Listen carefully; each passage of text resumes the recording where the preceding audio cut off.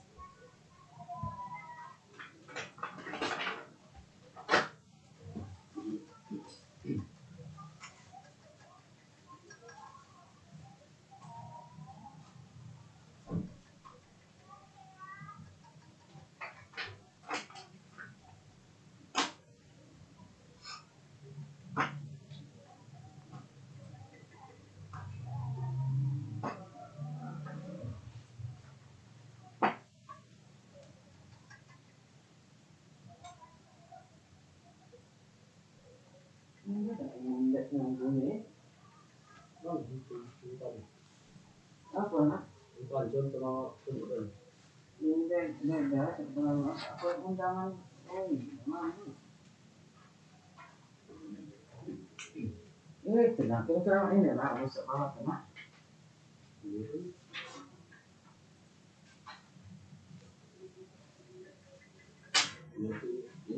Mana pakai mencengin dulu? Ya lah,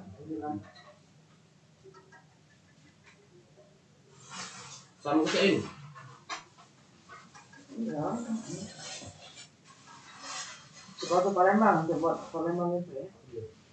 Itu dong sepatu Palembang.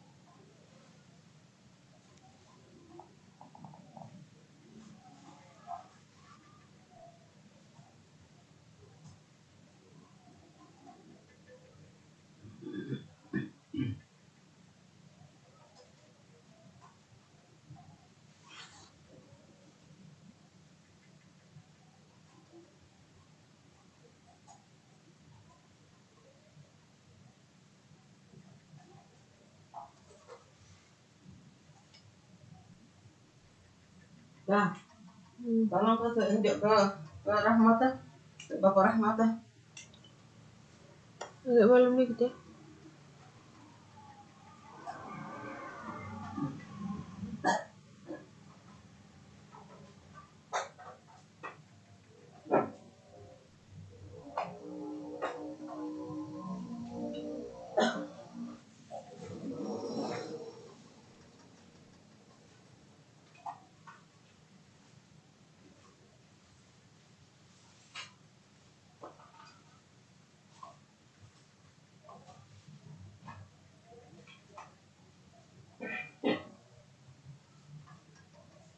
Gimana sih? Gue mau dulu anjir.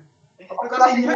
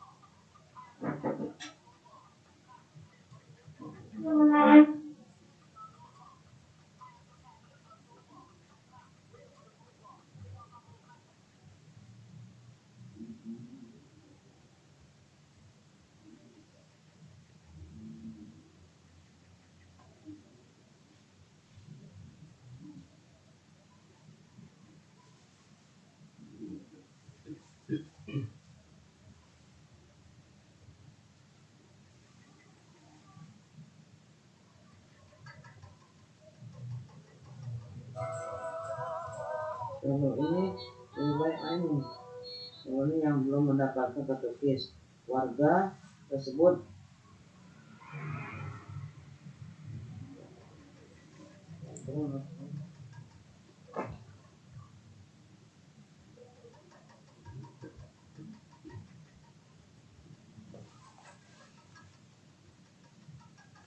masuk aku kepada usaha satu ini satu ini perlu kalau nak surat biasa baik pengantar biasa saya berdasarkan petunjuk ibu aku aku nomornya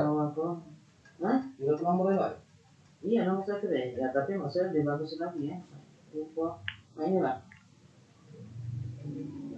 berdasarkan petunjuk ibu aku Palembang tanggal 3 Januari tentang permintaan data warga tersebut Kecamatan Peledoni yang belum mendapatkan katekis. Tersebut walaupun miskin ya. Semua tersebut di atas melakukan data tersebut Peledoni Kota Palembang yang tidak mampu untuk mendapatkan katekis. Kesehatan hampir. Ini kan terpotongnya. Nah ini tak usah buang kan 1, 2, 3 nih. Betul lah. 1, 2, 3 ini buang.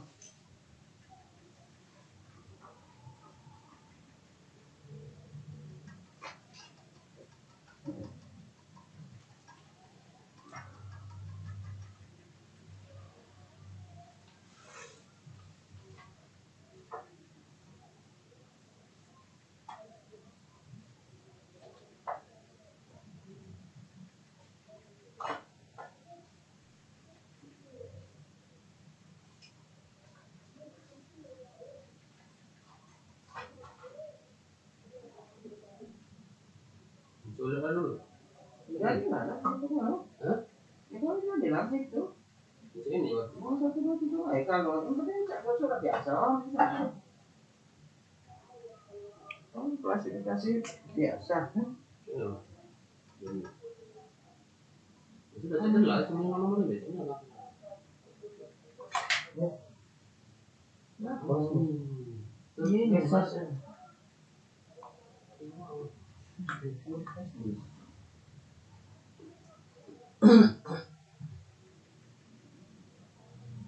Ini bagus lah, ini letak-letaknya.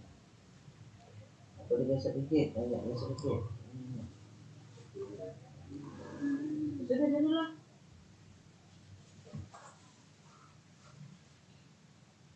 Ini nama saya pada siapa lepas satu ya. Sudah.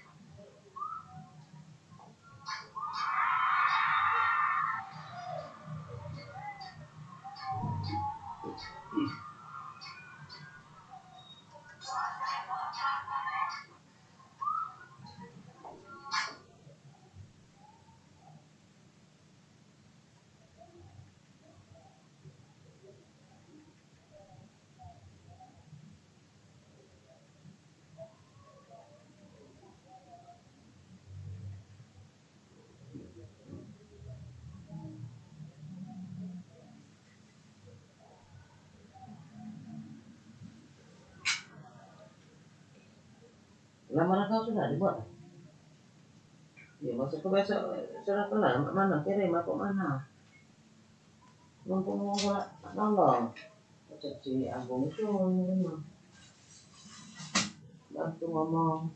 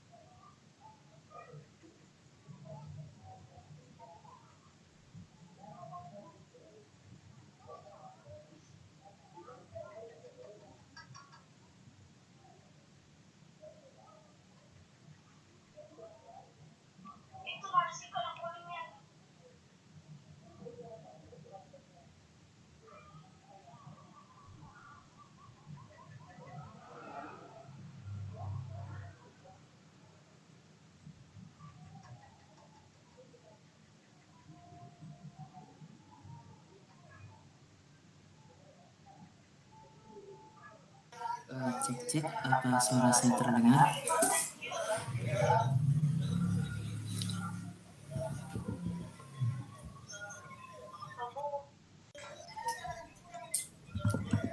Iya, Baik, sudah terdengar.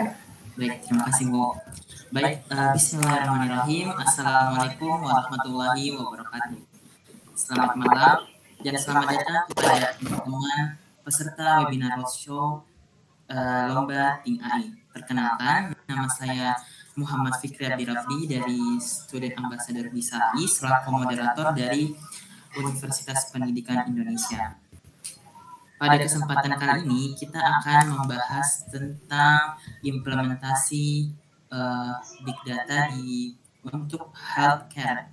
Jadi pada malam hari ini kita akan membahas implementasi big data di bidang healthcare bersama Ibu Rati Ardiatiningrum MS Stat dari Universitas Erlangga. Sebelum itu kita sapa dulu Ibu Rati. Selamat malam Bu. Iya, selamat malam. Apakah suara terdengar? Ya. Dengar jelas Bu. Sudah. Bagaimana kabarnya? Iya, baik. Bagaimana teman-teman di sana? Ya, alhamdulillah saya juga baik dan semoga teman-teman yang hadir pada malam hari ini juga dalam keadaan baik ya teman-teman.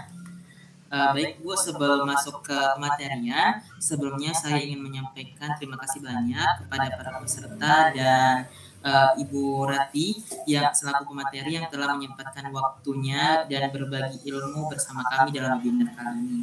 Saya juga ingin memperkenalkan bahwa webinar ini merupakan salah satu rangkaian yang diselenggarakan untuk memperkenalkan peserta tentang lomba Ting AI, yaitu singkatan dari Technology Innovation Competition for AI yang disponsori langsung oleh Intel dan akan diselenggarakan pada bulan Maret yang terdiri dari 4 kategori perlombaan, yaitu Hackathon AI, Virtual Line Follower Robot, Data Mining, dan karya tulis ilmiah topik AI. Untuk teman-teman yang tertarik mengikuti lomba tersebut bisa langsung cek postingan cek postingan kami di Instagram Lomba Ting AI. Baik, itu tadi informasi singkat awal pada sebelum kita masuk ke pematerian.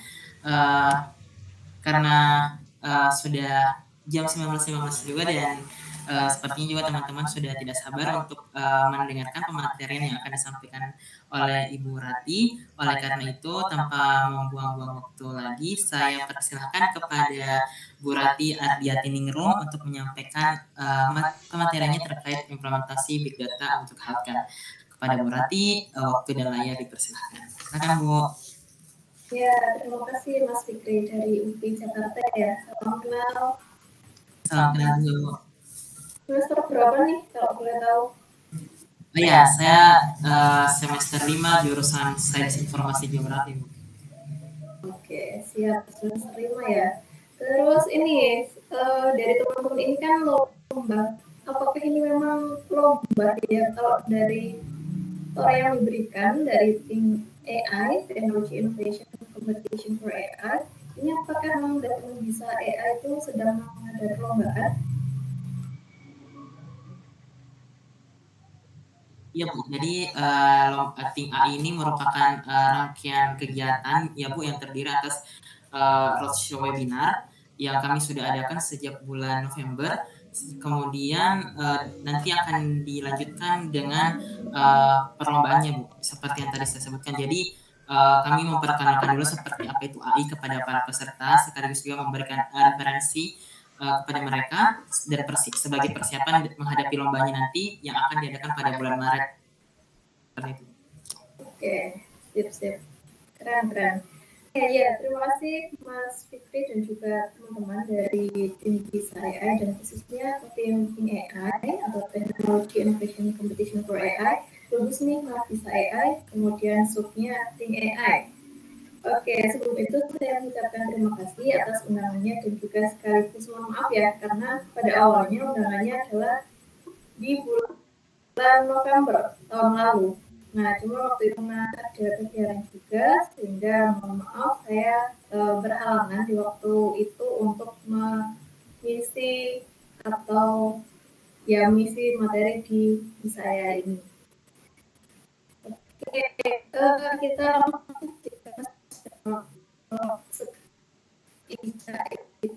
bisa selesai azan atau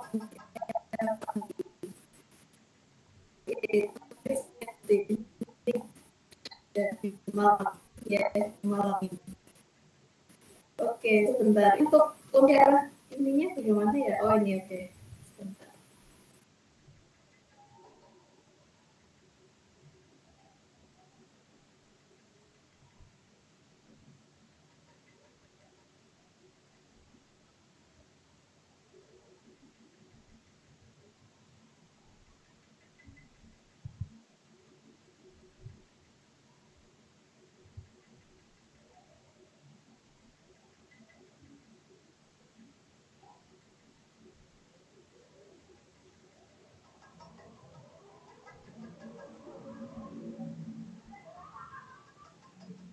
Bagaimana Bu? Apa bisa?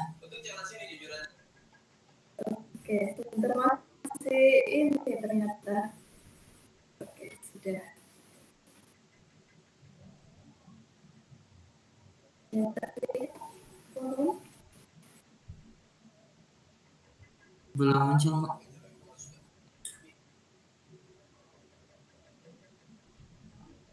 masih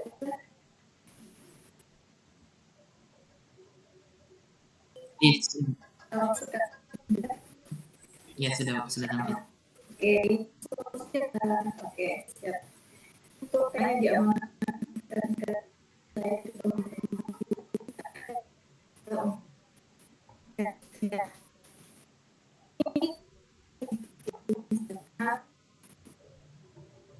Mungkin dari ini mahasiswa SMA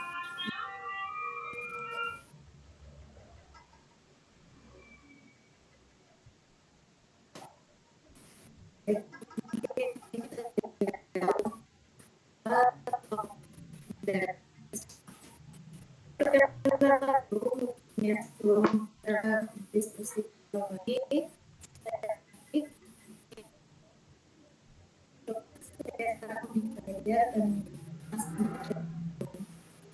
Ibu berarti mohon maaf Bu agak putus-putus di sini.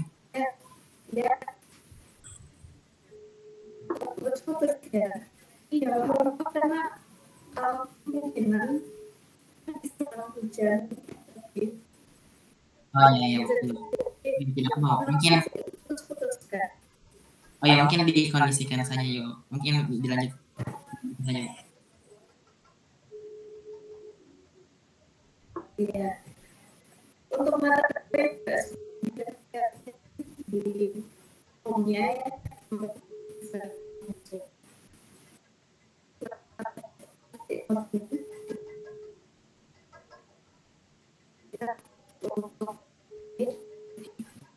dosen di Universitas Erlangga khususnya di Fakultas Teknologi Sains di Fakultas Teknologi Geo dan Media. Kalau teman-teman silakan mampir monggo gitu ya kita bisa nah kita nanti ini disampaikan PAS Januari 2022 tadinya di sini sekitar 21 November 21 Mama di kamar memang aku nak ngerekam. Mama di kamar memang aku lagi nak ngerekam. Untuk pembahasan Ngerekam. yang akan kita bahas di malam hari ini adalah overview of big data. Kemudiannya yang pertama adalah hidden obstacle-nya atau hambatan yang dihadapi terkait implementasi untuk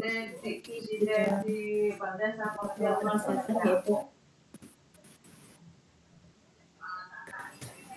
untuk slide-nya tidak terlalu banyak, jadi mungkin bisa lebih selesai lebih cepat kalau memang sudah ada yang ingin didiskusikan gitu ya, silakan kalau masukannya juga silakan. Ini untuk mungkin nanti teman-teman kalau tadi bisa melihat sendiri ya terkait Lalu nih, kita langsung ke grafik di kiri mengenai penggunaan internet. Jadi berapa lama sih orang-orang menggunakan internetan yang di sebelah kanan itu adalah durasi kan orang-orang bermain media atau media sosial. Nah, karena ini terlalu berjelasnya, mungkin saya akan sedikit untuk di bagian ini. Nah, teman-teman perhatikan,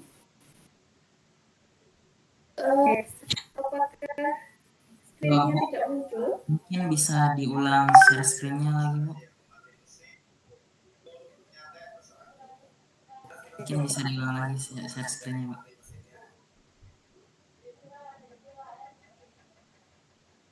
Saya coba lagi.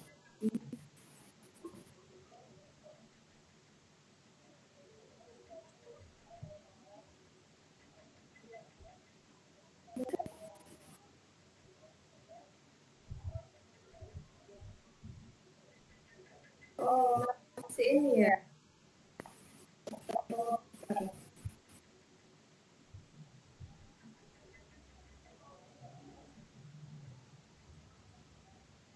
Iya, share screen lagi, Bu.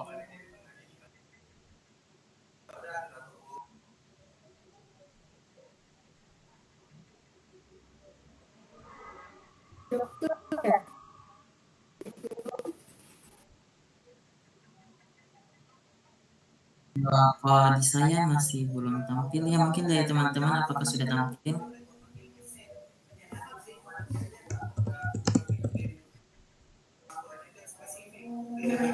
Iya belum tampil. Saya juga anunya share screen, tapi sudah ter-share screen tapi masih putih seperti itu.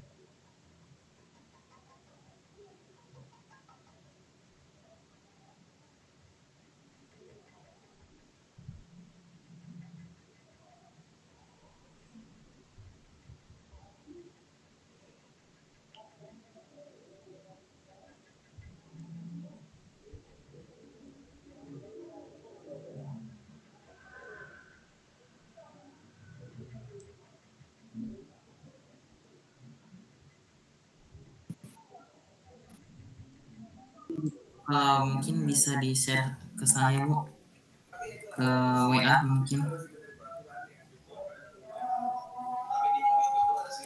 Kalau misalnya belum bisa ter-share screen bagaimana, Bu?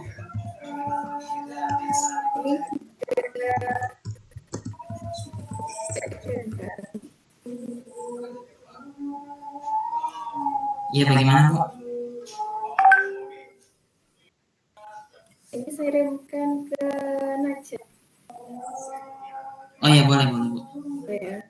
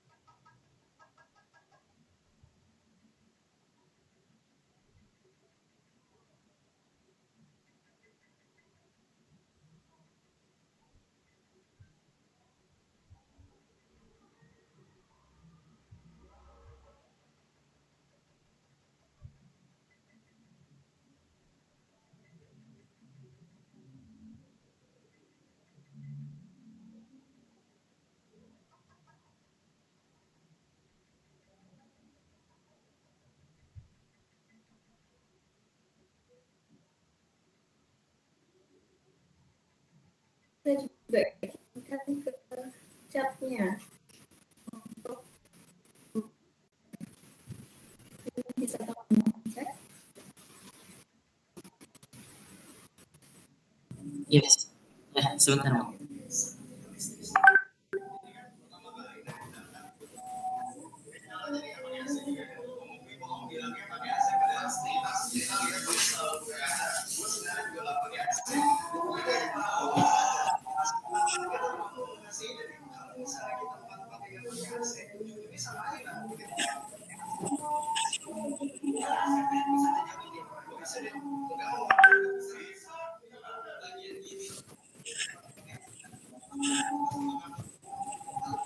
Oke, sampai ke presenternya dulu.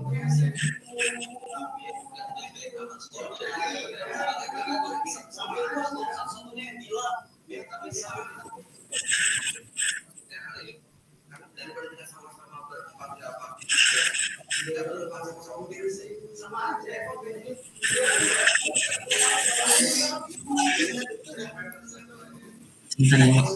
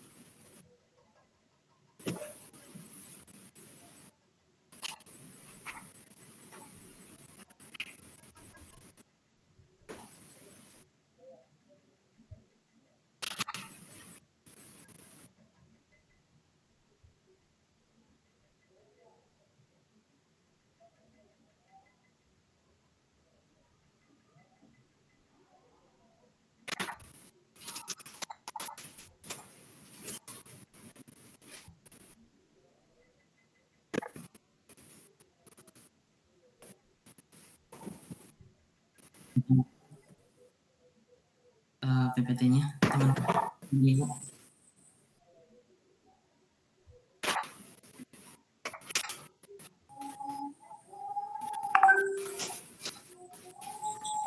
Sudah. Iya.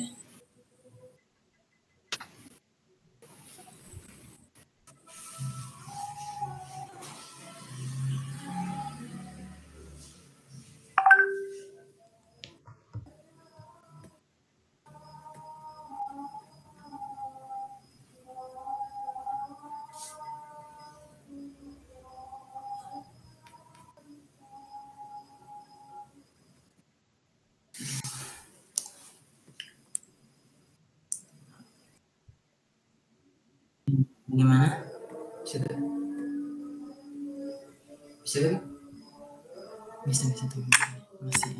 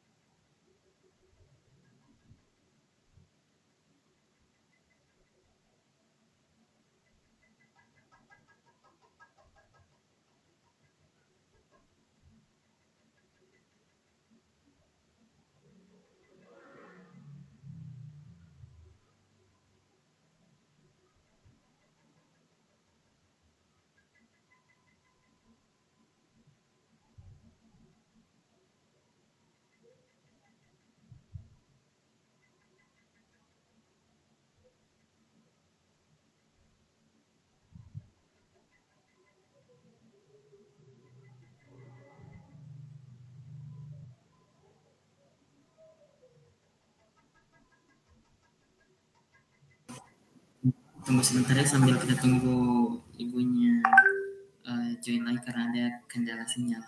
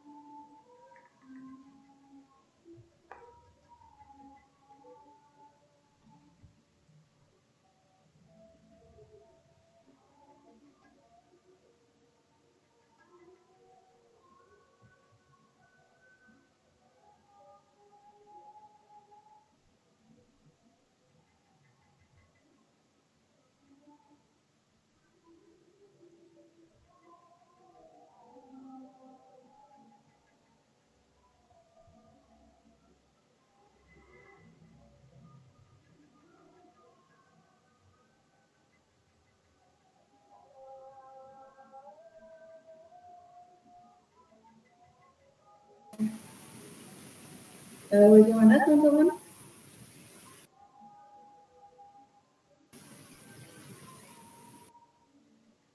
Ini sudah tampil PPT-nya, bisa dimulai Bu. Mungkin kalau misalnya masih ada kendala jaringan, tidak apa-apa, mungkin off cam terlebih dahulu saja. Iya, saya izin off cam dulu saja ya. Iya Bu, iya, tidak apa-apa Bu. Udah, silakan dimulai Bu. Oke, sampai mana tadi kita? Mungkin dari awal kembali dulu Bu. Dari awal ya. Iya, oke. Oke, kita mulai dari untuk outline atau gambaran. Apakah suara saya masuk?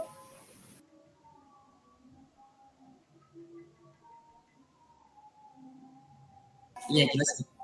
Masuk ya?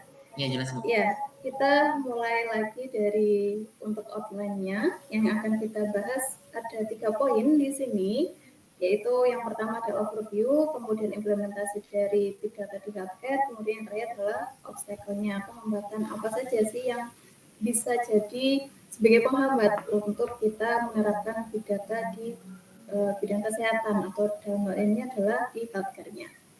Jadi slide selanjutnya. Nah, di slide selanjutnya itu kita dihadapkan dengan 2 grafik batang ya. Di sini ada 2 bar chart, di mana untuk yang pertama ini mengenai grafik terkait dengan penggunaan atau durasi yang dihabiskan orang-orang dalam menggunakan internet.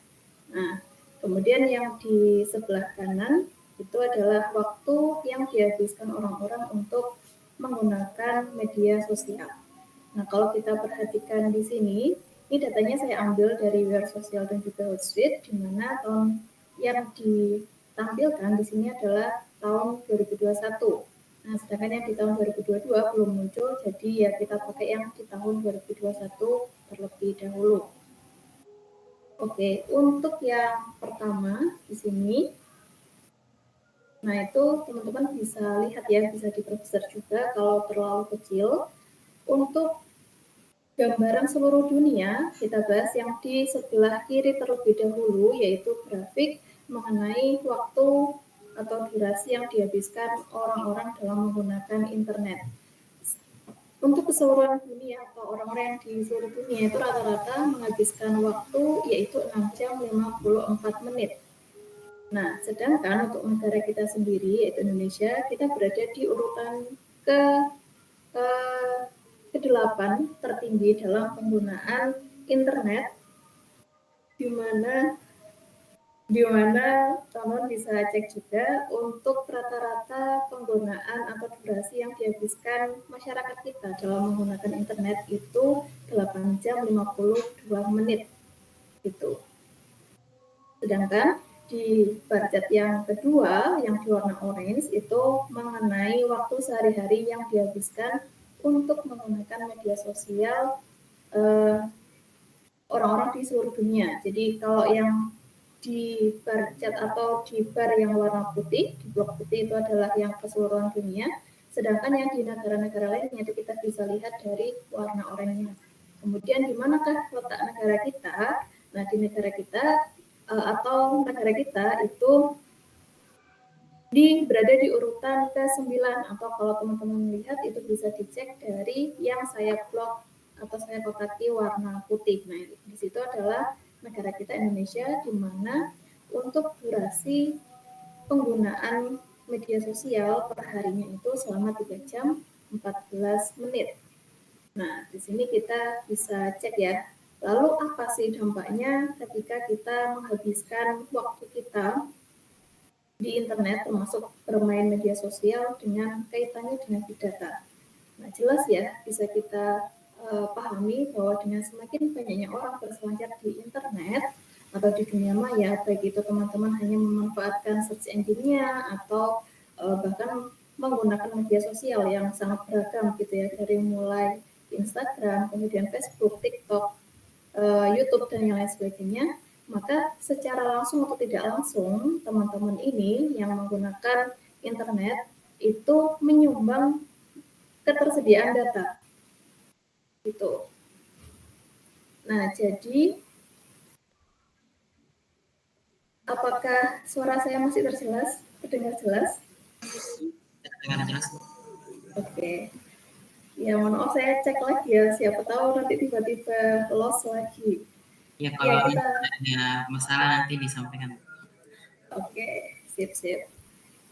Kita lanjutkan. Nah, jadi secara langsung atau tidak langsung, teman-teman yang berselancar di dunia internet ini, apapun yang teman-teman lakukan, baik itu hanya melakukan klik-klik, hanya kemudian melakukan like terhadap foto orang lain, entah itu di Instagram atau mungkin di YouTube mungkin ya, kemudian teman-teman menuliskan cuitan di Twitter, itu pasti teman-teman menyumbang data gitu ya. Nah, datanya berupa apa? Macam-macam. Jadi kalau kita belajar mengenai data, ada data terstruktur dan juga tidak terstruktur, saya yakin teman-teman juga sudah paham. Nah, maka data berupa teks, kemudian data berupa video, audio, kemudian data citra, itu masuk ke data yang tidak terstruktur gitu ya. Tentunya untuk pengolahannya juga akan berbeda ketika kita mendapatkan data terstruktur dan juga data tidak terstruktur. Itu. Nah, kemudian ini ada data dari International Data Corporation atau IDC, di mana atau mengatakan bahwa pada tahun 2025 data di seluruh dunia akan tumbuh 61% menjadi 175 zettabytes. Nah, dengan banyak data yang berada di cloud seperti halnya di pusat data, perlu diperhitungkan bahwa untuk ukuran 1 zettabyte itu sama dengan 1 triliun gigabyte gitu ya. Nah, kalau kita ukur atau ukuran volume data itu bisa kita tahu ya, dari mungkin dulu teman-teman sudah belajar, ada yang paling kecil ada byte, kemudian ada kilobyte, megabyte, gigabyte, kemudian ada tera, peta, exa, zeta, ada iota. Nah, ini diperkirakan di tahun 2025 itu sudah sampai ke ukuran 175 zettabyte. Nah, kalau bisa diumpamakan, ukuran zettabyte itu setara dengan banyaknya pasir yang ada di pantai seluruh dunia. Nah, bisa dibayangkan teman-teman betapa banyaknya data yang ada di tahun 2025, khususnya ini baru 2025. Belum lagi nanti ketika kita sudah masuk di dunia Society 5.0 yang benar-benar memang diterapkan gitu ya, walaupun memang sudah ada, seperti di Jepang itu sudah menerapkan Society 5.0. Nah, kita juga sudah beranjak mengarah ke sana juga. Nah, itu bisa dibayangkan betapa masifnya data yang tersedia gitu ya. Oke, kemudian di next slide, di slide selanjutnya itu kita belajar mengenai atau overview big data ya. Apa itu big data? Saya kira ini juga pengetahuan umum, teman-teman juga sudah paham. Tapi nggak apa-apa, kita coba bahas atau review sedikit lagi, di mana sesuai dengan namanya atau big data ini, yaitu berarti data besar, atau juga ada yang mengistilahkan bahwa data gitu ya. Tapi intinya adalah sama. Nah, kemudian big data di sini adalah istilah untuk menggambarkan data yang luas, cepat berubah, dan juga kompleks. Nah, dengan adanya data yang kompleks ini, kemudian cepat berubah dan sangat besar, sangat masif, maka penggunaan perangkat tradisional itu kurang mumpuni, sehingga diperlukan perangkat-perangkat lain yang memang mendukung dengan adanya big data ini. Nah, kemudian kalau misal kita lihat berdasarkan definisi yang dikemukakan oleh Douglas Laney, sebenarnya itu ada 3 V yang menunjukkan kriteria sebuah big data. Apa saja 3 V itu? 3 V yang dikemukakan oleh Douglas Laney itu yang pertama adalah volume, kemudian velocity, dan yang ketiga adalah variety. Nah, ada penambahan di beberapa definisi, termasuk juga penambahan V keempat yaitu veracity, dan juga V kelima adalah value. Tentunya kalau yang volume berarti ya volume dari data kita berukuran sangat besar, kemudian velocity-nya itu berarti cepat pergerakannya, kemudian variety atau variasinya itu jelas bermacam-macam. Kemudian dari segi veracity dan juga value itu juga berbeda gitu ya. Dari segi kebenaran atau kevalitan dari data itu kita perlu pertimbangkan juga apakah ini data bisa kita pertimbangkan atau hanya sebuah data yang tidak bermakna begitu. Kemudian dari segi value, tentunya data yang kita olah harusnya memang sebuah data yang bisa memberikan sebuah nilai. Dan kalau memang kita ingin mendapatkan sebuah value dari data, tentunya harus dengan proses yang sedikit lebih panjang gitu ya.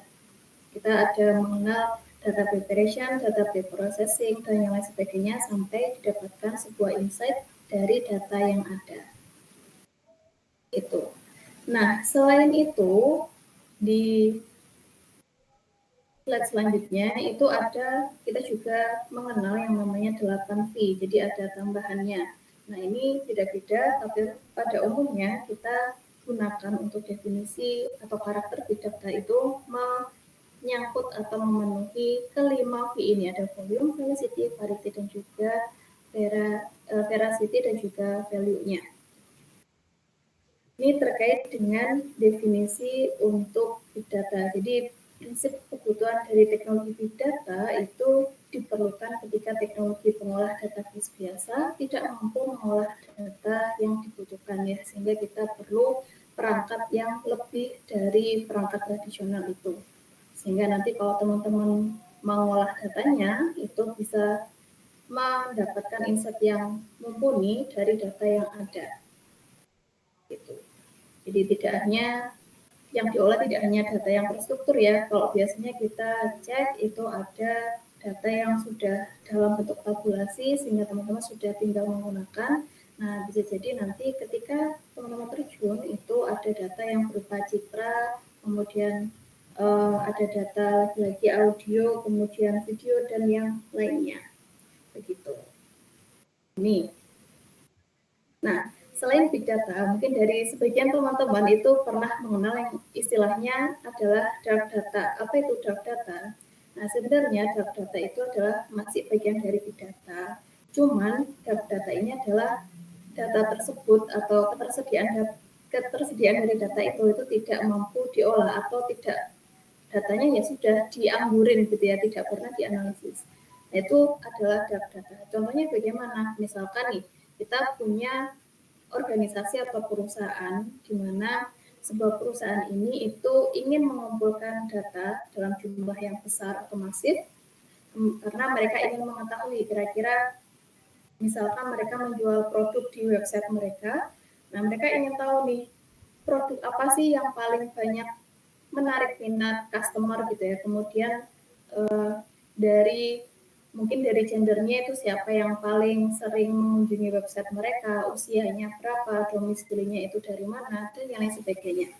Nah, maka kalau semisal si perusahaan atau organisasi ini bisa memanfaatkan traffic dari pengunjung yang masuk atau mengunjungi websitenya, maka jelas ya akan memberikan dampak yang positif bagi perusahaan tersebut, karena dari kunjungan yang dilakukan oleh customer atau user atau ya customer yang mereka masuki dalam artian yang mengunjungi website mereka, maka otomatis perusahaan akan bisa melakukan profiling terhadap customernya mereka. Misalkan apakah ternyata diketahui bahwa usia yang sering mengunjungi website mereka adalah di usia 20 tahun ke atas. Kemudian mungkin dari perusahaan tersebut menjual buku gitu ya dengan genre yang berbeda-beda. Oh, ternyata di usia 20 tahun ke atas itu paling banyak buku yang dibeli adalah misalkan motivasi.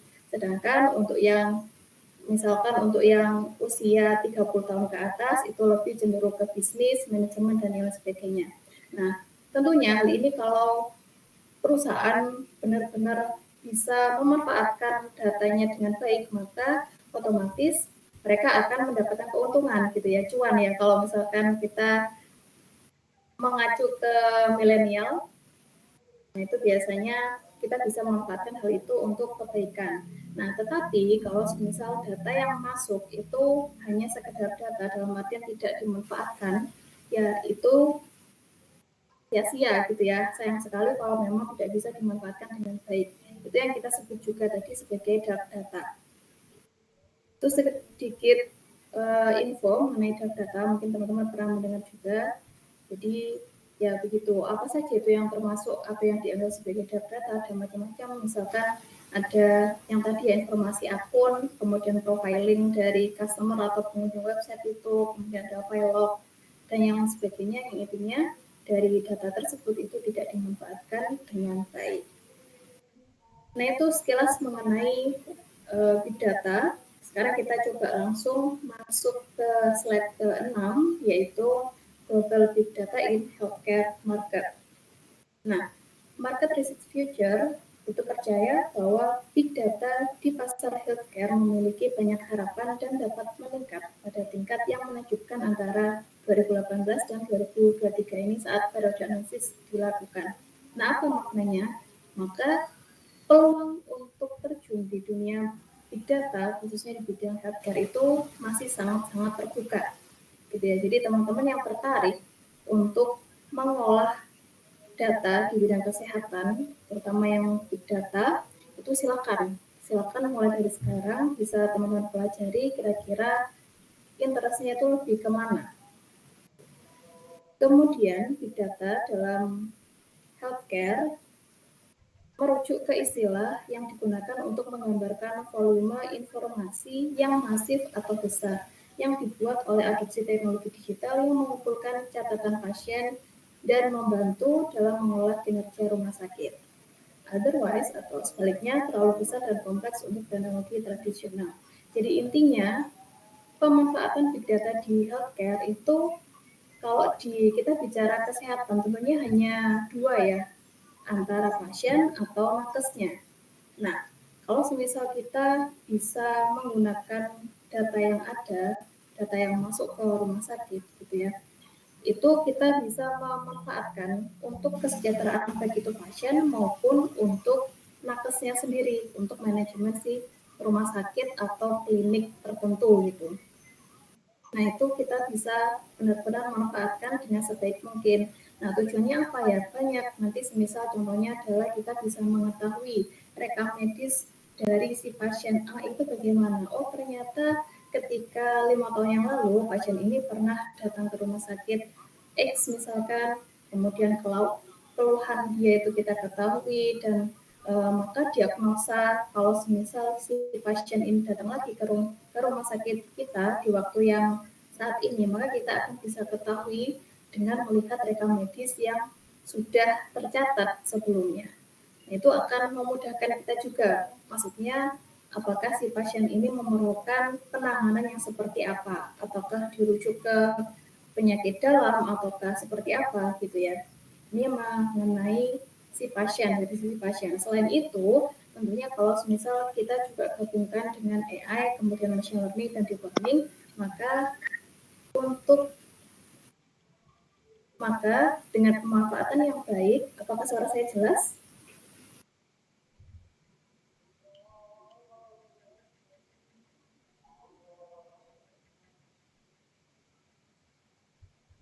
Jelas. Bagaimana? Jelas, Bu. Oh, jelas. Oke. Nah itu ya, kalau kita gabungkan big data ini dengan AI, khususnya yang machine learning dan juga deep learning, maka kita bisa akan terbantu lagi-lagi dengan diagnosis pasien. Nanti kita bisa melihat misalkan dari CT scan gitu ya, itu nanti akan ketahuan misalkan apakah misalkan ada benjolan, itu benjolannya itu hanya tumor jinak atau yang lebih parah dari itu atau kanker gitu. Nah itu bisa kita manfaatkan tentunya dengan analisis yang mendalam, tidak hanya sekedar analisis begitu. Ini terkait dengan pemanfaatan big data di bidang kesehatan. Intinya hanya itu sih. Pokoknya kalau misal kita punya data, nah maka kita coba kelola data tersebut dan juga teman-teman coba lihat tuh, gunakan analisis yang tepat tentunya. Nah maka nanti akan kita coba cari apa sih yang sekiranya itu bisa kita dapatkan dari sekumpulan data tersebut. Nah ini.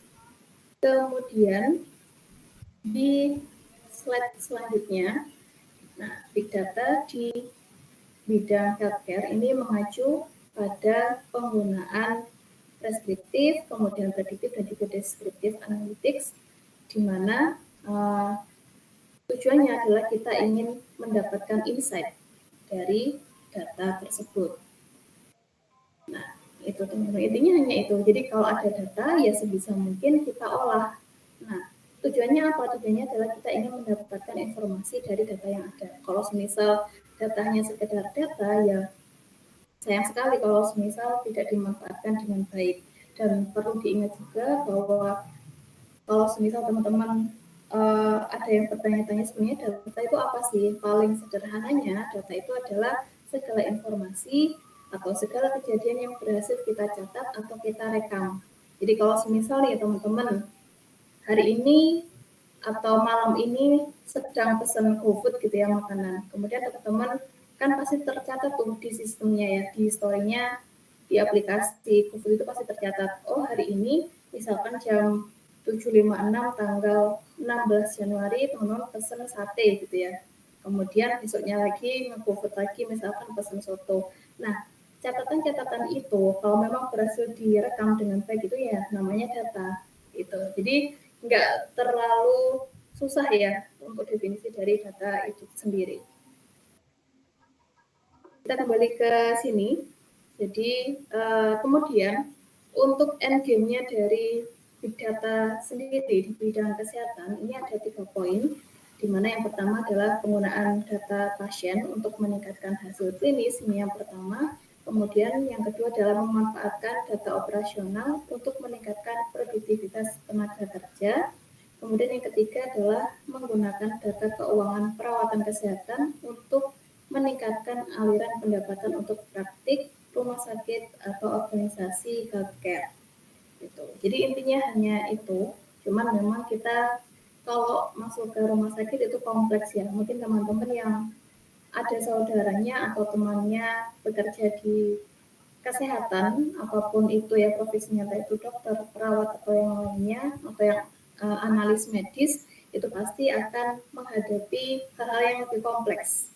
Tapi intinya adalah kita ingin mensejahterakan, baik itu dari segi pasiennya maupun dari segi nakes itu sendiri. Gitu. Nah, dengan big data ini ya kita coba kita manfaatkan data yang ada termasuk data rekam medis pasien untuk kesejahteraan si pasien ini. Oke, kemudian di slide ke-8 mengenai proyeksi big data di healthcare. Nah, faktanya diproyeksikan bahwa pasar global big data dalam bidang healthcare itu akan tumbuh dengan stabil pada tingkat pertumbuhan tahunan per bulan atau compound annual growth rate sebesar 22,07% hingga mencapai sekitar 34 miliar dolar ini di tahun 2022 tahun sekarang. Nah, studi komprehensif lainnya memperkirakan bahwa big data di sektor healthcare akan mengalami CAGR atau tingkat pertumbuhan luar biasa sebesar 36% hingga tahun 2025. Nah, bisa dibayangkan bahwa untuk proyeksi big data di healthcare ini memang betul-betul sangat masih terbuka lebar untuk teman-teman yang memang tertarik di dunia kesehatan. Jadi silakan kalau bagi yang tertarik di dunia kesehatan, teman-teman bisa mulai pelajari kira-kira mana yang tertarik. Atau kalau di dalam data science, itu kita mempelajari ada 3 komponen yang mendukung si data science gitu ya, ilmu data. Yang pertama ada ilmu komputer, kemudian yang kedua adalah matematik dan juga statistik, dan yang ketiga adalah business knowledge. Nah, dalam hal ini, misalkan kita tertarik ke kesehatan, maka business knowledge-nya adalah di kesehatan itu sendiri. Begitu. Apalagi untuk saat ini kita hidup di masa pandemi, di mana ya walaupun di beberapa berita itu sudah ada yang menginfokan bahwa pandemi ini akan terus berlangsung gitu ya. Jadi ada beberapa wilayah atau negara itu sudah mengatakan bahwa untuk COVID-19 ini bukan lagi pandemi tetapi sudah menjadi endemi gitu. Nah, apalagi ada virus yang ini kita nggak tahu kapan selesainya, nah maka otomatis di bidang kesehatan itu perlu concern yang memang kita perlu dalami lebih lanjut lagi dan memang terbuka sangat luas. Lalu ini mungkin terakhir ya, yang 9 ini terkait dengan implementasi big data-nya sendiri. Jadi ada banyak kalau kita lihat di sini, misalkan untuk analisis prediktif pada healthcare, kemudian EHR atau Electronic Health Records, ini terkait dengan rekam medis pasien juga, kemudian ada real-time alerting, real-time monitoring, kemudian ada juga terkait dengan pencegahan dari kunjungan UGD yang sebenarnya tidak diperlukan, ada EWS juga, ada telemedicine, bagi teman-teman yang sering menggunakan misalkan Alodokter atau Halodoc atau yang lainnya, itu juga masuk ke sini, itu ya. Lalu ada tracking dan tracing, kalau teman-teman fokus di COVID-19, itu kita juga bisa manfaatkan atau pemanfaatan dari big data itu bisa pakai tracing COVID-19. Nah, semisal yang kita coba fokus di analisis prediktif pada healthcare gitu ya. Seperti tadi yang saya katakan, kalau semisal teman-teman bisa menggunakan ilmu big data ini, tentu dikolaborasikan dengan analisis yang lainnya ya, seperti machine learning atau deep learning. Nah, maka nanti teman-teman akan ketahuan, misalkan dari segi warna, misalkan ada paru-paru gitu ya, oh ternyata bercak-bercak yang modelannya seperti ini itu terkategori ke COVID-19 atau bukan. Nah, itu bisa kita klasifikasikan pakai bisa machine learning, kemudian dengan bantuan deep learning juga ya. Tuh. Kemudian di analisis prediktif itu kita juga bisa menggunakan atau memanfaatkan informasi dari sisi pasiennya, kira-kira pengobatan yang tepat itu pasien ini diberikan obat yang semacam apa. Ini kita bisa membantu para dokter juga untuk memilihkan obat yang tepat bagi si pasien. Dan kalau semisal teman-teman tertarik di DNA, di omics, itu akan sangat banyak sekali, di mana kalau kita terjun ke dalam bidang DNA dan juga yang lain-lain, itu di tahun-tahun sekarang, sebenarnya sudah dari 2019 dan mungkin kedepannya juga masih berlanjut ya penelitiannya, itu di sini atau orang-orang itu coba melakukan rekayasa genetika, gimana kalau sebenarnya tujuannya bagus ya. Jadi semisal kalau ada orang yang memiliki sakit turunan, misalkan diabetes atau darah tinggi, nah maka dengan adanya rekayasa genetika itu DNA yang menyebabkan sakit turunan tersebut itu bisa digantikan sehingga si pasien yang memiliki sakit seperti tadi itu bisa terhindarkan. Nah itu sebenarnya bagus, cuman di sisi lain juga sedikit mengkhawatirkan, gimana orang-orang bisa jadi nantinya adalah sangat kebal dalam artian sangat sehat sekali ya. Kalau semisal seperti itu, maka bisa jadi kita kebal dengan apapun jenis virus maupun jenis obat-obatannya, maka akan cenderung lebih harus lebih canggih lagi. Nah itu mengenai pemanfaatan big data di bidang healthcare. Kalau teman-teman lihat juga ada EHR atau terkait dengan rekam medis pasien.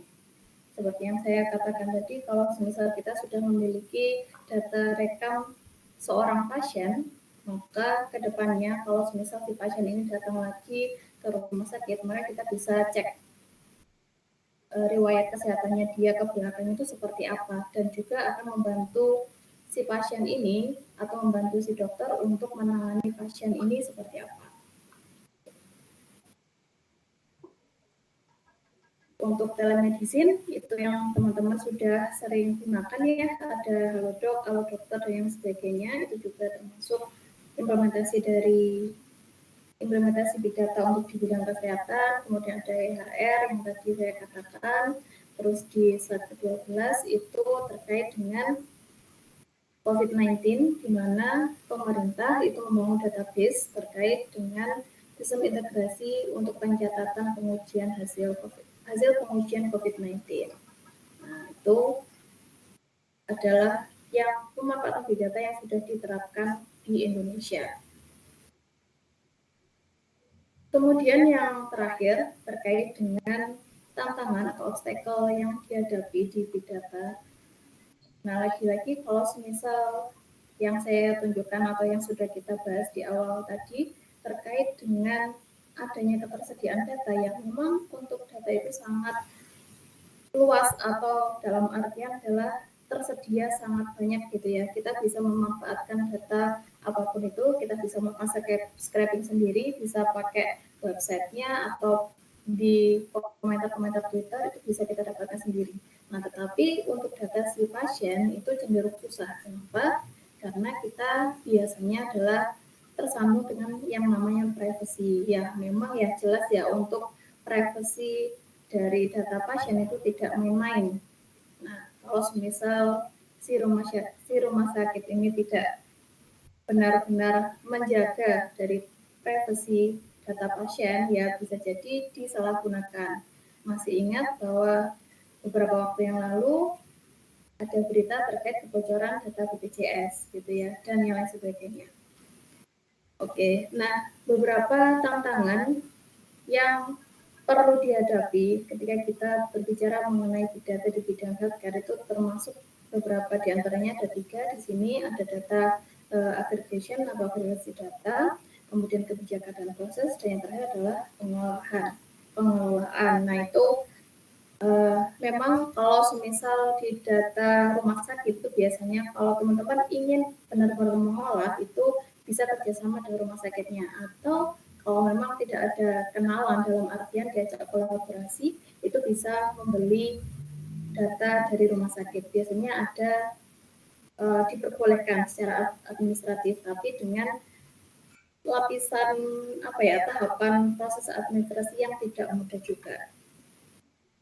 Oke, itu saya kira untuk yang slide ke-14 ini yang saya katakan tadi mengenai terkait dengan termasuk rekayasa genetika. Kemudian ini ada juga bahwa DeepMind, kalau teman-teman ikuti DeepMind itu yang dulu awal yang paling booming, yang paling viral itu ketika ada AlphaGo. Jadi yang di Korea itu ada permainan badut. Nah, si DeepMind ini dia meng-create sebuah sistem di mana si sistem ini itu melawan expertnya permainan badut. Dan ternyata ketika dilawankan, jadi antara expert atau orang yang expert di dunia permainan badut dengan mesin yang diciptakan oleh DeepMind, ternyata si orang ini bisa dikalahkan oleh mesin. Nah, dari sinilah, itu kalau tidak salah di tahun 2016, dari sinilah mulai muncul lagi ya, dalam artian mulai ramai lagi adanya AI, kemudian deep learning, dan lain sebagainya. Oke, terakhir, ini karena tadi kita juga, mohon maaf, untuk internetnya kurang stabil. Terakhir dari saya, untuk sebagai penutup, nah, meskipun kecanggihan teknologi ini tak terhentikan ya, dan juga perjalanannya itu sangat masif dan juga sangat pesat perkembangannya, pun demikian dengan ketersediaan data yang ada sehingga privasi untuk data kita menjadi mahal. Nah, pesan saya untuk teman-teman dan juga mungkin untuk saya sendiri, jadi jaga data kalian dan juga tetap menjadi manusia yang sesuai dengan kodrat gitu ya, karena kalau semisal kita sudah memberikan data kita ke internet, termasuk yang di metaverse yang Mas Ghazali kemarin yang di NFT, ketika dia sudah merelakan wajah dia selama kurang lebih foto 5 tahun, kalau tidak salah itu diperjualbelikan atau dalam artian sudah di internet, ya maka siapapun orangnya yang sudah membeli foto si Mas Ghazali tadi itu bisa memanfaatkan, terserah dia yang membeli data itu gitu ya. Nanti kita bisa jatuhnya ada deepfake kalau teman-teman pernah tahu. Oke, itu saya kira cukup.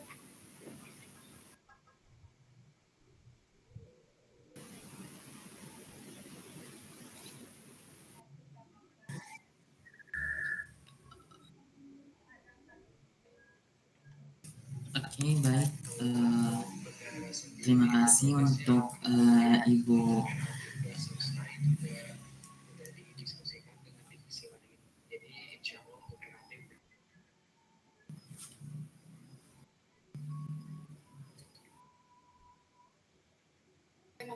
Oke. Baik, saya mau kembali. Baik, terima kasih atas pematerian yang disampaikan Ibu Rati terkait implementasi big data di bidang healthcare. Selanjutnya kita akan masuk ke sisi Q&A. Nah, pada sesi kali ini bagi teman-teman yang ingin bertanya, dipersilakan untuk bertanya di kolom chat atau menggunakan fitur raise hand, kemudian menunggu moderator untuk mempersilahkan teman-teman bertanya. Silahkan bagi teman-teman yang ingin bertanya, langsung saja bisa ditulis di kolom chat atau langsung menggunakan fitur raise hand untuk dapat berinteraksi langsung dengan pemateri. Baik, silakan teman-teman jika ada yang ingin ditanyakan.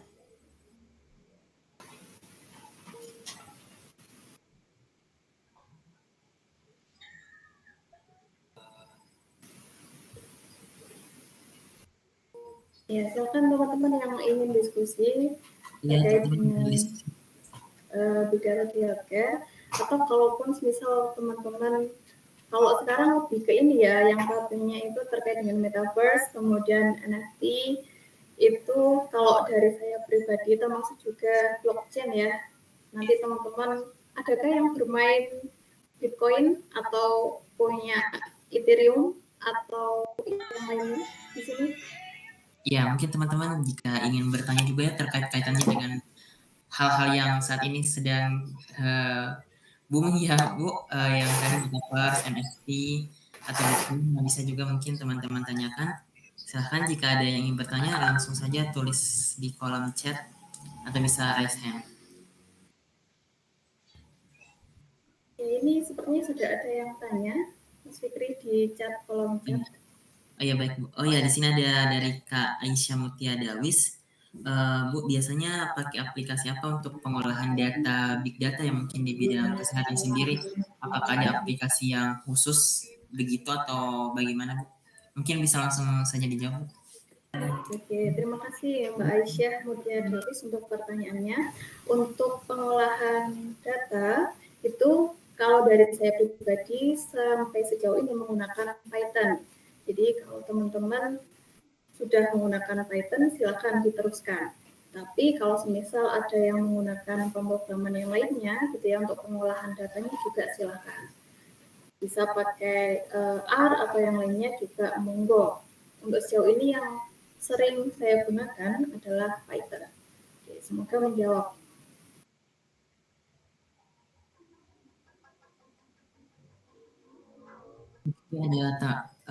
Apakah ada lagi yang ingin ditanyakan dari Kak Aisyah Mutia atau sudah cukup?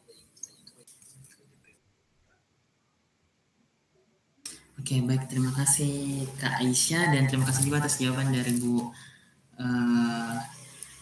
Ya, mungkin bisa sambil menambah ini ya jawaban. Selain pakai Python itu ada juga salah satu software yang dimana kalau teman-teman nanti sudah mulai melakukan analisis di seperti klasifikasi atau clustering gitu ya, itu bisa menggunakan WK. Nah di WK ini nanti tinggal klik-klik tuh. Jadi kalau misal di Python itu kan kita menuliskan kode pemrogramannya ya walaupun sudah ada library atau package yang kita bisa manfaatkan.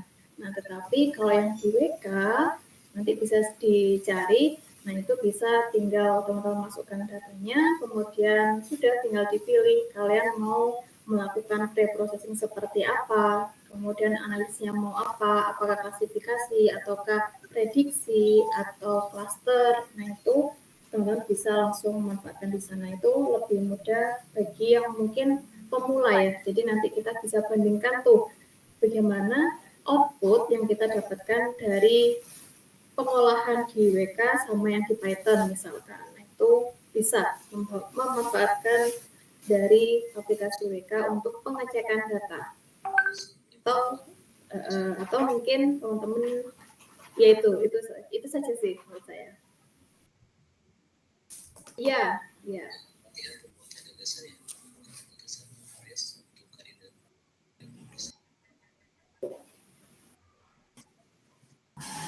Iya, baik. Terima kasih atas jawabannya Ibu dan Kak Aisyah juga ya. Jadi yang digunakan itu aplikasi, salah satunya adalah aplikasi WK ya, untuk seperti tadi dijelaskan Ibu. Mungkin dari teman-teman ada lagi yang ingin bertanya? Selamat malam Bu, apakah saya mau tanya sih Bu, jadi apa kan ini implementasi big data ini kan peluangnya kan sangat banyak gitu ya, mungkin selain di bidang kesehatan gitu yang bisa menambah kayak cuan gitu loh Bu, itu mungkin apa ya Bu? Ya. Selain di big data ya, yang jelas di big data itu pemanfaatannya besar sekali ya, Najah. Nah, kalau semisal teman-teman sering bermain di apa ya misalkan, apa dulu deh, misalkan Najah tertarik di bidang apa dulu? Mungkin kayak bisnis finansial gitu.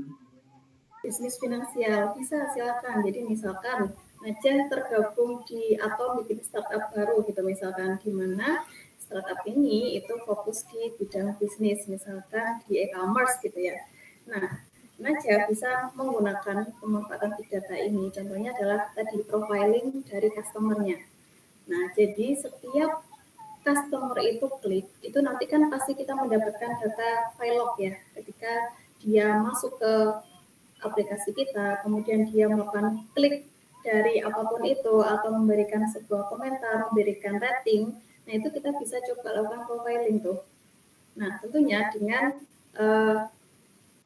analisis yang mumpuni juga untuk melakukan apakah si customer ini kesukaannya di mana sih, apakah di elektronika ataukah di apa ya di home appliance kah atau di otomotif kah. Nah itu akan kita ketahui kalau semisal kita bisa memanfaatkan data-data tersebut. Nah, kenapa kok big data ya? Karena kalau semisal kita masuk gitu ya, mengolah data di e-commerce tersebut, nah maka data kita Kan bisa dibayangkan tuh, baik yang sudah pernah memanfaatkan, misal kita sebut merek lah, Tokopedia atau misalkan Shopee, Bukalapak, itu yang datang ke sana itu kan tiap hari bisa sampai ratusan ribu, bahkan ada yang jutaan gitu ya. Nah, oleh karena itu silakan nih teman-teman manfaatkan data yang ada, baik itu berupa data teks misalkan atau data file log. Jadi ketika si customer ini memberikan atau mengklik sebuah produk atau sebuah toko, nah bisa kita manfaatkan data-data yang tersimpan itu. Begitu. Atau selain di bisnis, di dunia pendidikan deh, misalkan di dunia pendidikan itu teman-teman bisa coba lakukan, misalkan lagi-lagi startup gitu ya, teman-teman punya startup misalkan contohnya seperti di Ruang Guru yang memang untuk penggunanya itu juga tersebar dan juga sangat banyak. Nah, maka teman-teman nanti di situ bisa cek nih kira-kira si adik-adik yang memanfaatkan Ruang Guru ini responnya bagaimana, itu kita bisa ketahui dari aplikasi tersebut. Begitu. Sebenarnya banyak, tinggal kita fungsikan atau dalam artian kita lihat untuk background yang ingin kita perhatikan itu di mana. Misalkan Najah tadi lebih tertarik di bidang finansial bisnis, ya silakan gitu. Tinggal kita mau cari yang data yang seperti apa. Itu semoga menjawab. Oh iya Bu, menjawab Bu, terima kasih. Ya.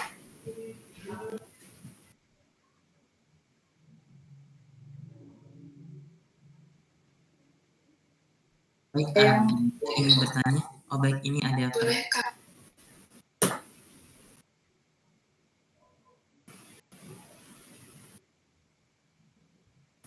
Baik, teman-teman, apa namanya? Ada lagi pertanyaan dari Kak Firdaus Darmawan. Menurut Ibu bagaimana inovasi kedepannya untuk penggunaan metaverse terutama dalam dunia tersebut? Pastinya penerapan AI sangat diperlukan. Mungkin bisa langsung dijawab. Ya, terima kasih pertanyaannya Mas Firdaus Darmawan. Untuk metaverse, sebenarnya ini kan juga sudah ada ya contohnya, seperti kalau teman-teman bermain Roblox itu kan di sana seperti ada avatarnya, begitu. Nah, untuk kedepannya ini antara ngeri dan gimana ya, karena gini, konsepnya adalah kalau misal kita hidup di dunia metaverse, meta atau maya, gitu ya. Sedangkan kitanya sendiri itu tinggal di dunia yang real atau realitanya itu kita tinggal di sini gitu ya. Nah, bisa jadi untuk kedepannya kalau memang metaverse ini benar-benar diterapkan, termasuk apapun kegiatan kita itu berada di meta, di dunia maya, bukan di universe gitu ya, yang dunia real. Nah, maka bisa dibayangkan tuh kalau semisal nantinya orang-orang akan cenderung egois satu gitu ya, karena kita tidak mengenal secara real kehidupan antara satu dengan yang lainnya, itu satu. Kemudian yang kedua, tentunya metaverse ini tidak bisa digunakan untuk ke semua aktivitas kita. Kenapa? Misalkan nih, untuk aktivitas ibadah misalkan ya.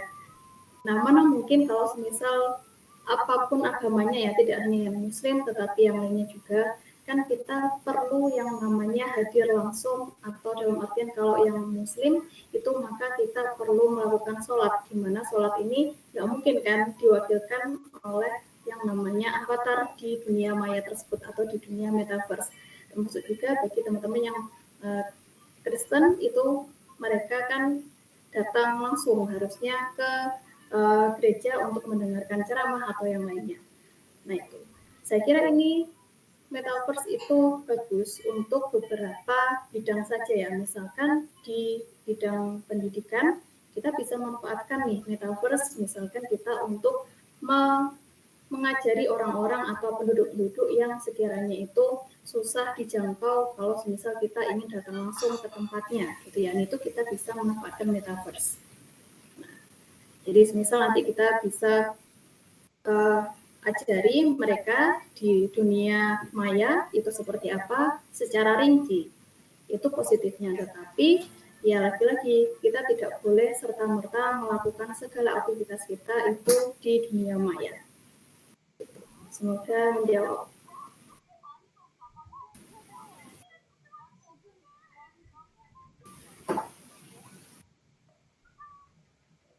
Apakah suara saya masuk?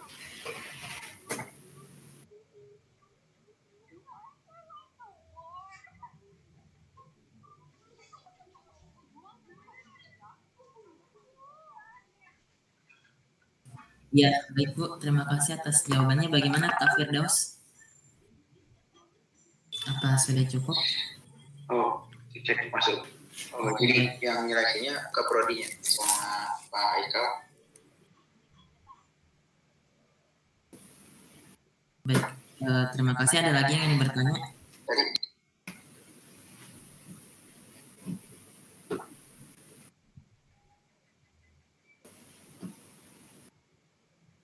Ya, jadi mau nggak mau untuk generasinya teman-teman ini ke depan itu sedikit tambahan ya, mungkin sedikit berbeda dengan zaman saya yang istilahnya teknologi tidak sebegitu pesat perkembangannya ketika dibandingkan dengan saat teman-teman sekarang gitu.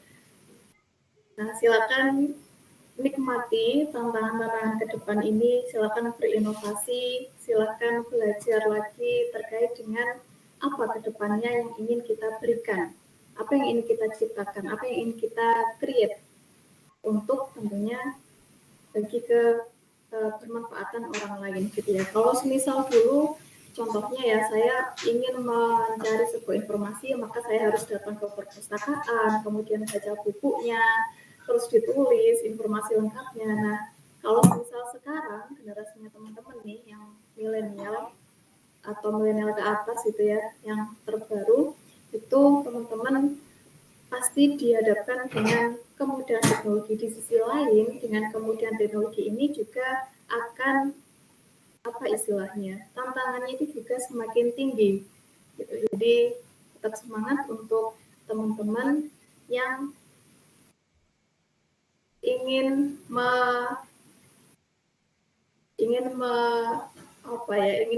berkreasi, menciptakan inovasi dan yang lain sebagainya. Itu. Baik, terima kasih Bu. Mungkin ini ada satu lagi tadi Bu, yang dari Kak Firdaus, bagaimana melatih AI dalam bidang healthcare.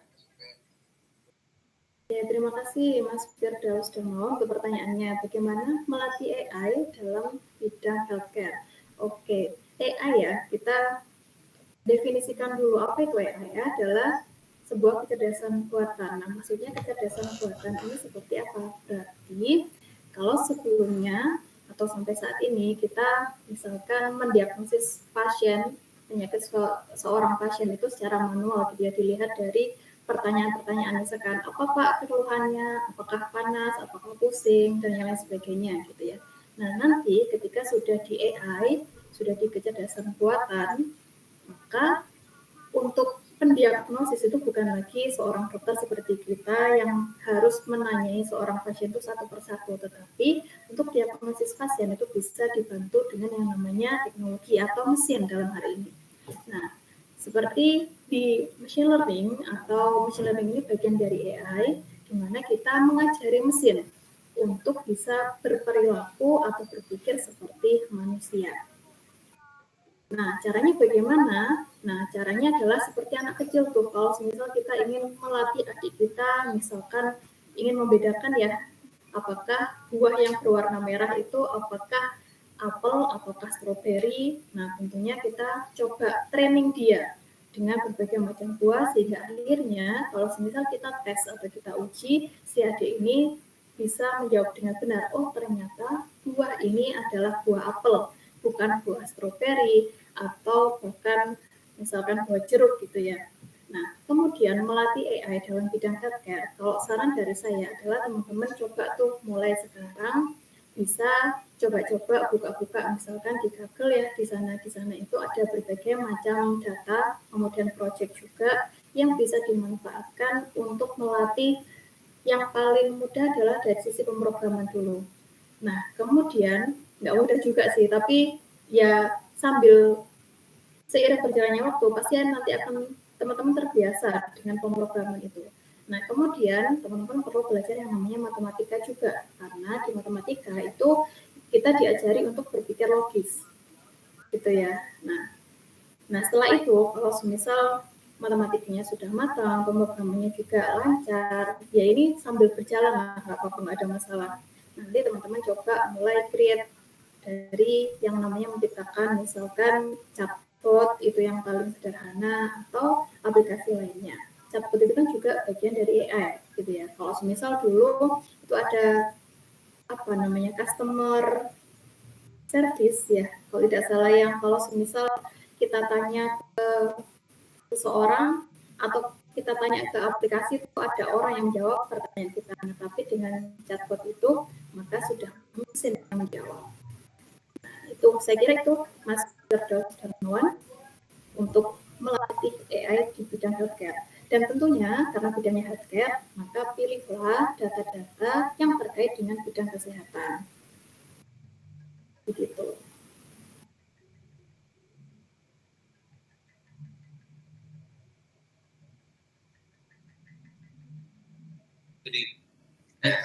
Terima kasih Bu atas jawabannya, dan terima kasih juga Kak Firdaus atas pertanyaannya. Mungkin itu tadi mungkin pertanyaan terakhir dari sesi pematerian hari ini. Mungkin dari sebelum kita tutup, dari Bu Rati ada closing statement terlebih dahulu, atau sudah tadi yang tadi? Saya kira sudah, tetap semangat saja untuk generasi penerus bangsa. Ya, itu aja. Karena tantangannya sangat wow sekali ini. Ya, baik. Terima kasih banyak Bu atas sekali lagi atas pemateriannya dari Bu Rati Ardiati Ningrum terkait implementasi Big Data dalam bidang healthcare. Terima kasih atas waktu dan ilmu yang telah dibagikan kepada teman-teman peserta. Dan saya juga ucapkan terima kasih banyak kepada peserta yang telah hadir pada rangkaian webinar Roadshow Lomba Tim AI. Mungkin sebelum webinar kali ini saya tutup, mungkin bisa kita dokumentasi terlebih dahulu. Untuk teman-teman peserta mungkin bisa on cam sebentar sebagai dokumentasi kegiatan kita pada malam hari ini. Mungkin bisa on cam teman-teman yang bisa on cam yang menemani saya di layar kita. Di sini cuma sendiri, cuma wajah saya yang tampil. Jadi teman-teman mungkin yang bisa on cam sebentar, kita dokumentasi dulu. Saya tunggu 1-2 menit jika ada teman-teman yang mau on cam. Ya, ada Kang Yoga, ada Kak Yoga. Selamat malam Kak Yoga. Mungkin ada lagi dari teman-teman yang lain.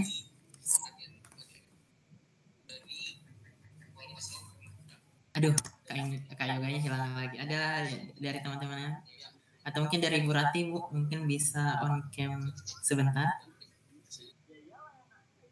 Iya. Ya, ada Kak Sofa. Selamat malam Kak. Terima kasih sudah on cam. Yuk teman-teman yang lain.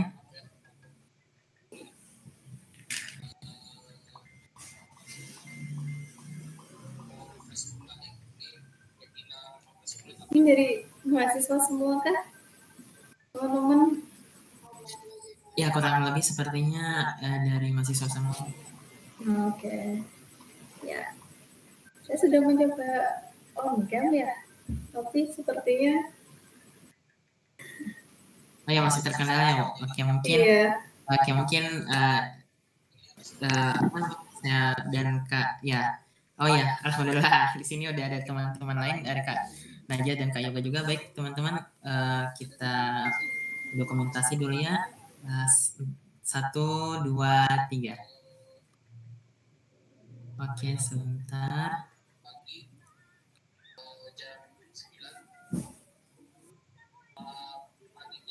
Oke, sekali lagi. 1, 2, 3. Oke, baik. Terima kasih kepada teman-teman yang sudah on cam dokumentasi. Dan tak lupa saya ingatkan juga kepada teman-teman untuk daftar dan rangkaian webinar kita selanjutnya, dan menantikan lomba Ting AI yang akan diadakan pada bulan Maret nanti. Semoga ilmu yang diberikan dapat bermanfaat bagi kita semua. Saya Muhammad Fikri Abdirabdi selaku moderator, kami undur diri. Terima kasih. Selamat malam dan wassalamualaikum warahmatullahi wabarakatuh. Selamat malam. Waalaikumsalam warahmatullahi wabarakatuh. Sekali lagi terima kasih banyak untuk Ibu Rati, Bu. Terima kasih banyak, Bu, atas kesempatannya. Terima kasih, Bu.